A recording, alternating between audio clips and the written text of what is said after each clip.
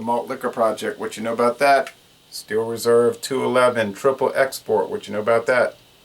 And Not much. I have a guest, Elizabeth, who's going to look at this beer, what you know about that? All right, Steel Reserve 211, you heard me? I bought this in Georgia.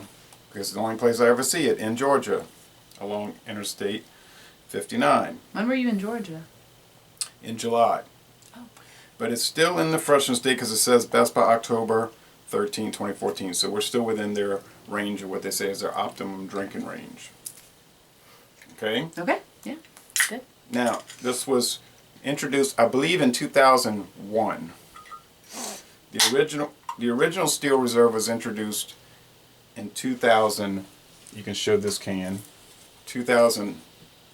I'm sorry, what am I saying? 2000. Oh, a lot of smoke here. Look at all that smoke. Yes. In 1998 by Mackenzie River. Oh, I'm tripping it on the carpet. I don't want, you know, beer. I don't even want that on carpet. All right, Mackenzie River Corporation of San Francisco, California is a small little company. I don't know much about it. I like this glass. Oh, this one? Mm-hmm. Yeah, it's from the West Lathren 12 in Belgium. One of the most expensive beers I've ever bought. But this one is not expensive. I think it was $1.29 for that can. It might have been less, but I believe it was $1.29. Now, there's 3 Steel Reserves. There's Steel Reserve 211, that one. There's a Steel Reserve 211 6%. This is actually 6%. And then there's that 8.1. Now, the Steel Reserve 8.1, which we used to get here in the silver can, was replaced by the 6% in Louisiana. And this 211 is an alternate version, slow brewed for exceptional smooth flavor. If you get on the Miller, now Miller acquired this in 2001 from Mackenzie River. If you get on the Miller website, Miller Coors website, they'll show you that Steel Reserve black can and Steel Reserve silver can have the exact same specifications. Same grams of fat, same alcohol content, same everything. So what I'm thinking is the same beer in 2 different cans. I mean, right? Okay. Probably. You ready to check it out? Yeah, I guess. Okay, it's clear, golden. There wasn't much head. Oh, sorry, I'm already smelling it because I'm just... I had it in the freezer. Okay, let's give it the aroma Yeah. test. You didn't look too positive. It's actually kind of a sweet... It doesn't have that corn smell like some beers that look like this because, you know, I judge a beer when I look at the color, but it's almost like a citrusy kind of smell. It has a little bit of a And there's kind of a citrus sweetness. and it's sweet. If you look on their website, I guess it won't list the ingredients, but it's barley malt, probably corn syrup, some kind of malts, probably malt extract, which is probably what they're using. But it says, now look what the can says, slow brewed in limited batches. Well, there's certainly limited batches because this is sort of a rare high gravity lager. And using only the finest malted barley now and selected hops. We believe this to be among the very best beers in the world. Now, do you think Miller Brewing Company would lie to us? All right. We'll see. All right. We'll see. Give it a taste test.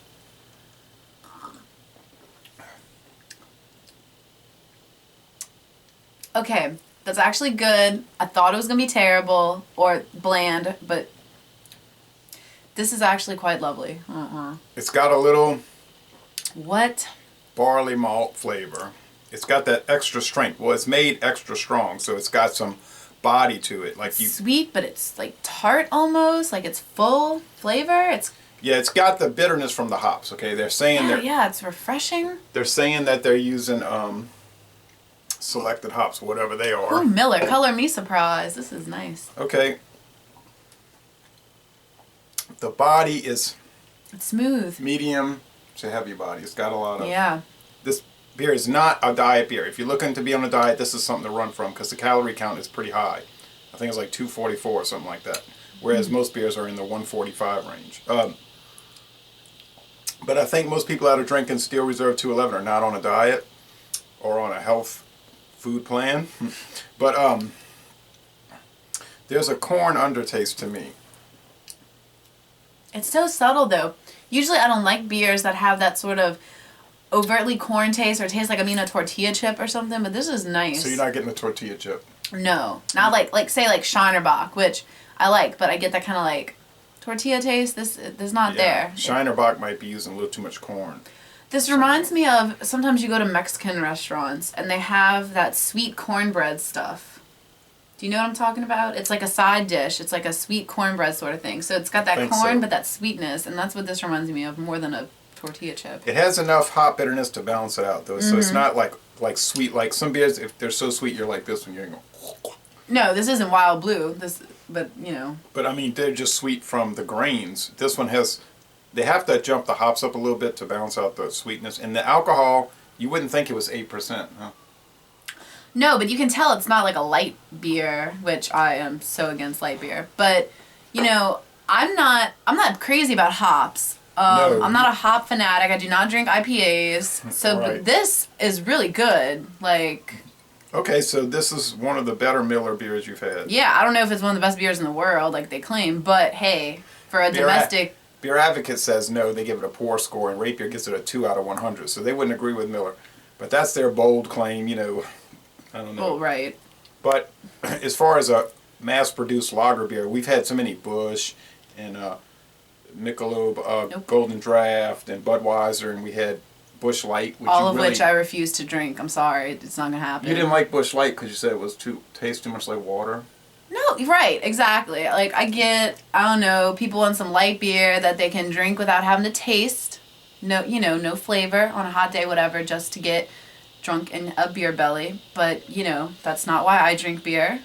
Right. Now, this is nice though. It's drinkable and it's hot in this room right now, and this is like so refreshing. Is there more in that can? oh yeah, of course. It's a 24-ounce can. Top me off.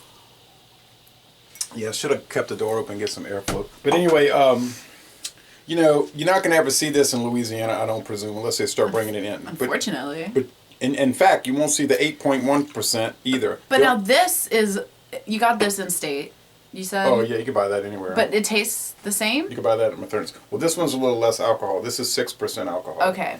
That one's 8.1. Oh. The only one they sell in Louisiana is the lower alcohol. So this one won't have as bold a flavor. You were talking earlier about the two of them with different cans that seem like the same beer. The 8% one okay. in Texas. Okay. If you go to Texas, there'll be a can like this, but it'll say 8.1%. Okay. If you go to Georgia, they're going to have this black can. It's going to say 8.1. Okay, I thought you were saying that these were similar because it was about, okay. And they used to sell the 8.1 silver can in Louisiana, but for whatever reason, Miller decided it would sell better as a 6% version. But so if you drink the 6%, it's going to have similar flavors to this, but it's going to be less bold, less full-bodied, just less of everything. But it won't be, you know, the taste won't be that much different. And you know, Mathern sells the silver cans. Okay, well anyway, so this malt liquor project, now it doesn't say malt liquor anywhere on here. It says high gravity lager, but a malt liquor means extra strong beer. High gravity means extra alcohol. Okay. It's a lager beer because it's, you know, cellared in a cold room, and it's got the yeast at the bottom when they're aging it. So it's brewed at colder temperatures than an ale, and they use lager yeast or whatever. But anyway, excuse me, it's got a lot of alcohol, carbonation alcohol. If you drink too much of this, you feel it pretty strongly. The carbonation is nice though, because it is like a smooth mouth feel, but then you get that kind of delightful carbonation. Gives it some, you know. Right. So this probably would pair well with pizza, I'm thinking, or hot dogs, yeah. or some really spicy Mexican food. I had a burger for lunch that I wish I would have had this with me. Yeah. So so you would recommend this? Yeah, to the Georgians, I guess, not people here, but. I think if they brought this in Louisiana, it would sell. And that pretty sharp. Well, the can is attractive, you know. Apparently, they also make bottles, but I've never seen that version in a bottle. And you said it was like $1.50? Now, almost certain it was $1.29 for the can. Gosh. So anyway. It's a good deal. I think so. So tired of paying $7.99 for a 6-pack. And I was in Baton Rouge yesterday for the football game, and they had Milwaukee's Best Ice 32-ounce quart cans for $1.29. Still not worth spending money on.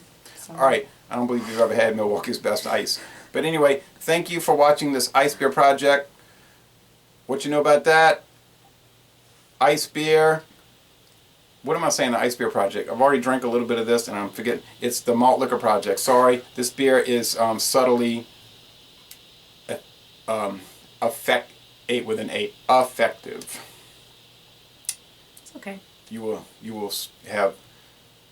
be affected and suffer effects. Or some people would say, I'm not suffering, I'm enjoying it. Whatever. Anyway, so, thank you for watching this video production. We'll cut it off before things start to go awry.